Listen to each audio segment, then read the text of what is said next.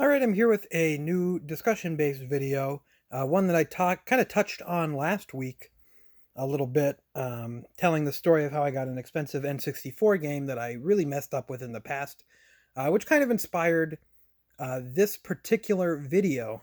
And I got a couple instances here of my worst mistakes that I've made in my collecting career, I guess you could say. Some of my dumbest mistakes, some of my moments where I think, I shouldn't have done that. But before I get started with that, I ask you to leave a comment in the comments below telling me maybe a story of something that you wished you would have not done, either selling a game or trading a game, or maybe I don't know, throwing something away or giving something away, or just, a time where you should have picked something up and you didn't and you now regret it. It could be an interesting kind of topic for discussion, so that I'd like to go into. And as always, I'll be, down in the comments responding to everyone. So I'll start out with some less egregious instances uh, of mistakes that I've made in the past, and then kind of go towards the more severe. Here's one that was a bad move on my part, but I ended up, course correcting and fixing pretty quickly before it got pretty bad. This is the Zelda Skyward Sword Wii Remote Bundle. And I actually picked this up back in the day on launch. I picked it up on launch back in November 2011. But stupidly, my mistake that I made was that I threw the box just in the recycling bin, the cardboard box, like an absolute buffoon. Obviously kept the Wii remote and everything, but I pitched the box like an idiot. Luckily, I started getting a little bit more hardcore into collecting about. I was collecting in 2011, but not as competently collecting.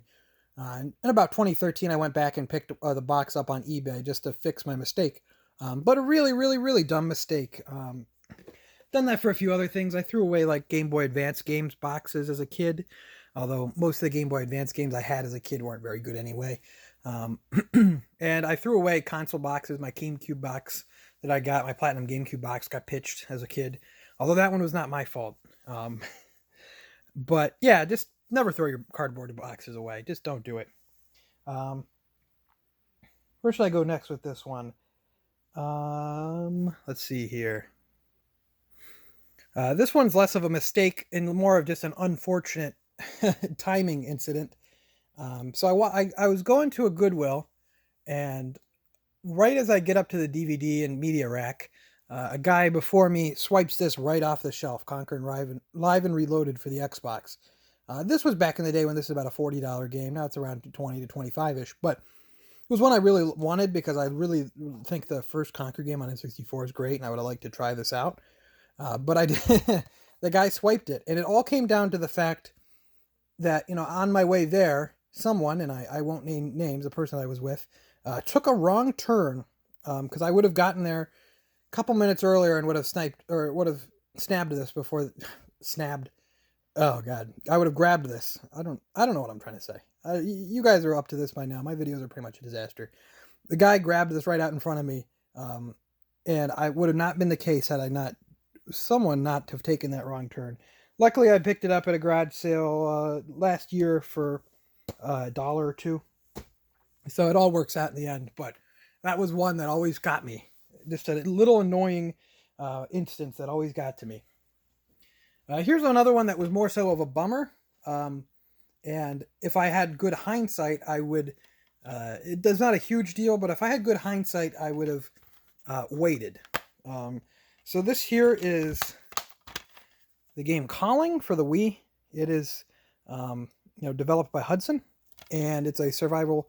Now, I don't know if it's really a survival horror game. It's a horror game. I guess you could say survival horror.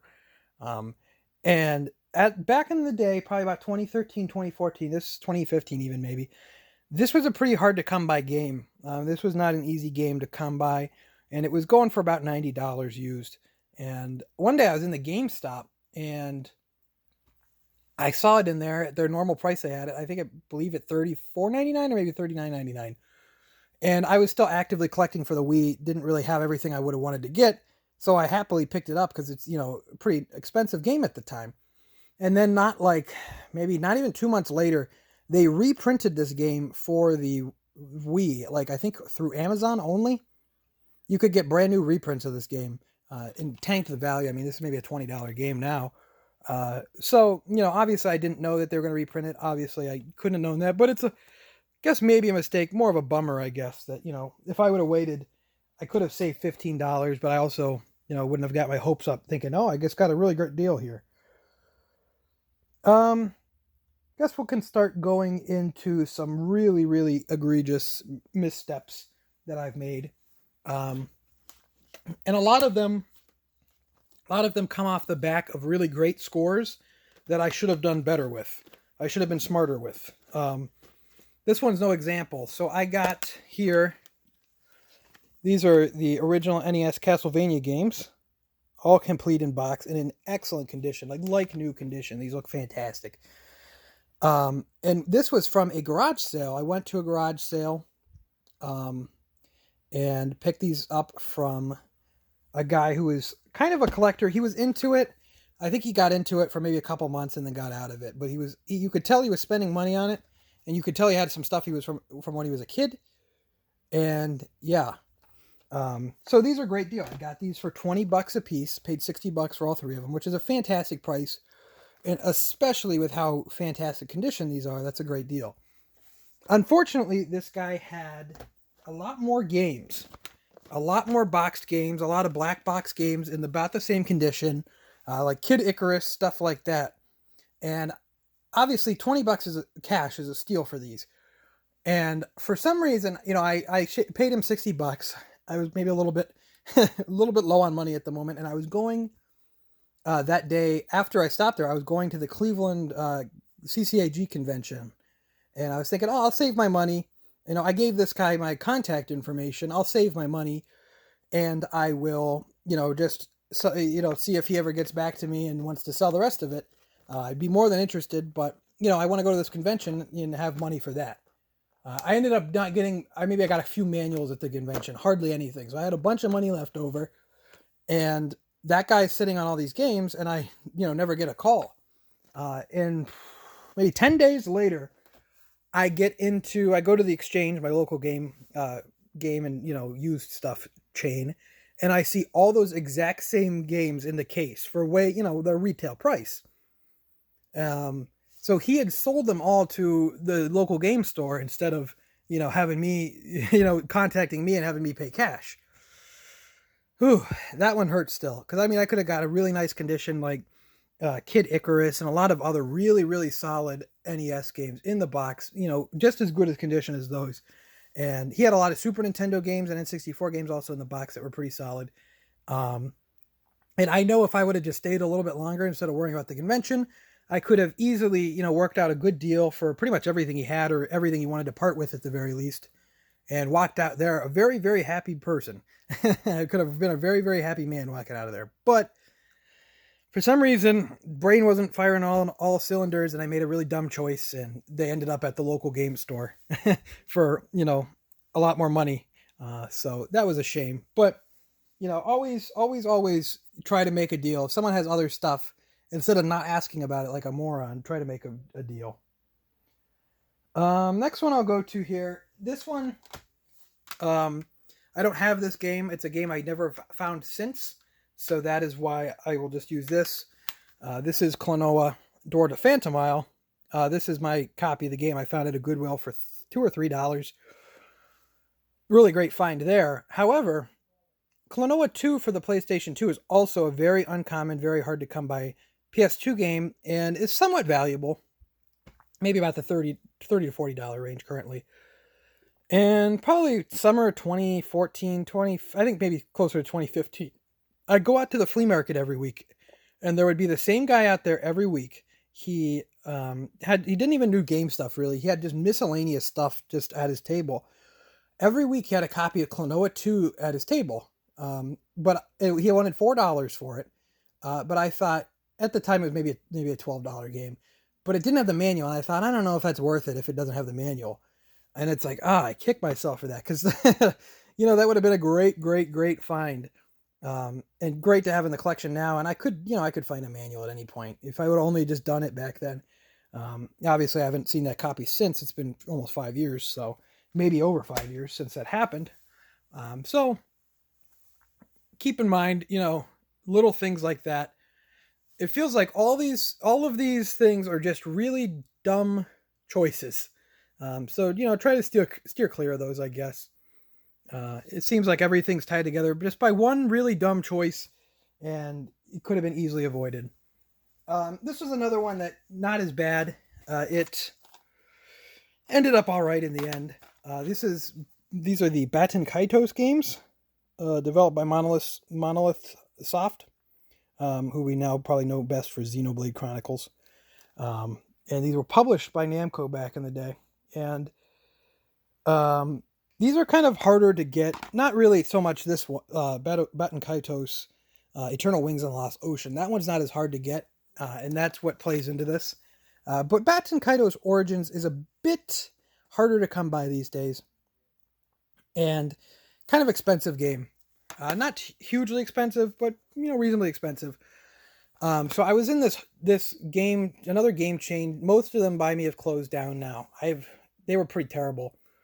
Called Buybacks, maybe Northeast Ohio people, and even probably Southern Ohio, because I know they're still around in Columbus, as far as I know. Last time I was down in that area, had them. But it was a really terrible chain. I'm pretty sure if anyone in the comments knows it, sound off in the comments below and tell me, let us know how terrible it is. But you could get some scores there, and I've gotten some scores there because they're not very bright when it comes to game pricing. And with this particular issue, both these games were sitting on the shelf one time, side by side, and this one was priced at the Batten Kaitos regular price, and they were flipped. The prices were flipped. So this was priced as a Batten Kaitos price, which was at the time, I think they had maybe $10 to $15, maybe $20 on it. And this was priced higher because they had it at the Origins price. And I also had a 20% percent off coupon for the store. And I didn't grab this. I didn't grab this for the collection back in the day when I knew that was a good deal and I knew I had 20% off. I didn't grab it. That was really stupid. Ended up picking this up later for about $30, which is a good deal on it. But big bummer. Really just dumb mistake overall. The next game, I don't have any kind of visual aid for it. So you're going to have to go through the walk. We're going to take it back to my second ever pickup video. My first two pickup videos revolved a lot around a game store, and they're rough to watch now. Probably my first 2 years of pickup videos are pretty rough to watch because I didn't have a tripod. I would just hold my camera like an idiot. But, there were some good finds there. So if you can troop through the absolutely terrible commentary and the terrible camera, there's some good finds back then. And there's all in a playlist, of course. And I'll link these in the video end screen and maybe in the description if anyone reminds me if I don't forget. But, that's beside the point. So I was buying a lot of stuff from a store that was closing. I think they started off at half off and then they went to 60% off. And I think the last thing they ever did was 70% off before they eventually, I believe couple different stores just bought out the rest of their inventory. Because everything was good was gone at that point. And, I got a lot of great scores there, but there was a game that I picked up and sold. It is a PlayStation 2 game called Tulip. Really, really strange, really, really, really quirky game. I think it's developed by the same people who developed Rule of Rose for the PS2. And I picked this up sealed. They had a bunch of old, new old stock sealed stuff, which that probably is a mistake that I didn't just buy all that stuff. And, a lot of PS2 and Wii and stuff like that still sealed. I should have bought all that stuff, but, cause I think they were like $3 each for these games. They clearanced them down to 10 and then they did the 70% off. So I got them for $3 each. And I got this Tulip game for $3 sealed. Nowadays, it's a $70 game. So obviously I made a hideous mistake there. And I actually ended up selling it on eBay for, I believe, like $17. And then the guy who bought it messaged me and complained because there was a tiny rip in the seal, which was not there when I had it. It must have happened in shipping, or he did it just to try to get money back. So I think I gave him like he wanted to ask for like a $2 partial refund. So I sold this for like $15. The guy in the message actually said, well, if he was like, ugh. He messaged me. He said, yeah, you would know if this was, the seal was torn if you were a real collector. And I'm like, all right, buddy. I think my mentality back then was, oh, I'll find this game again and I'll just have an open copy, because I don't really want to collect sealed stuff because I can't play it, I can't try it out. Big mistake, really dumb. Had to deal with a terrible eBay customer as well. So that's a big one, really dumb one. And my last one we'll be going over for this video is these painful Super Bowling story. I told it in the last video, but I'll tell it again here. I just picked up a copy of this game for $240. Check out my last video for more. This is one of the hardest, if not the hardest game to come by in the N64 library. So I got a decent deal on it for $240. It's over $300 now. But the story for this one is that I got this game in a lot. I looked back at the video, and I actually was trying to go for the full N64 collection at the time. But I got this game in a lot. I got a Super Nintendo complete in box with this game, Donkey Kong Country, and a game called The Adventures of Dr. Frank, and I got them all for $5. Unbelievable find. But this copy of Super Bowling that I got in that lot had a torn label, and it had some writing on the label. So I was like, oh, this isn't really good condition. It's not good enough for my collection. I'm sure I'll find this again one day. So I sold it back. This was 2014, summer 2014. So about over 5 years ago. I sold it back then for $39.99, which was about the going rate for it. Needless to say, the fact that I had to rebuy it for $240 definitely hurt. Even if I could have gone and rebought it for $240 and had that extra copy in bad condition to flip and try to make some of my money back, would have been awesome. But that was just a really stupid move. And especially if you're going for a complete set, but even just in collecting in general, I'll tell you right now, please keep even if it's not in great condition, keep a game around that you know is hard to come by or know is rare. And don't make the same mistake I did. So that's just a couple of my unfortunate stories, going over a couple different facets of just dumb mistakes I made. Hopefully maybe you can help learn from those mistakes and not do anything ridiculous like I did. But either way, I'd like to thank you for watching. Like I said, leave a comment down below with some of your biggest mistakes. Maybe help me feel better about myself. Don't know. Make sure to leave a like if you enjoyed. Subscribe if you're not already a subscriber. Heading up to 2,000 subscribers. Getting reasonably close. We're in the 1,900 range now. So let's try to make that happen pretty soon. Follow me on Twitter at ObjoGaming. And I will see you next time.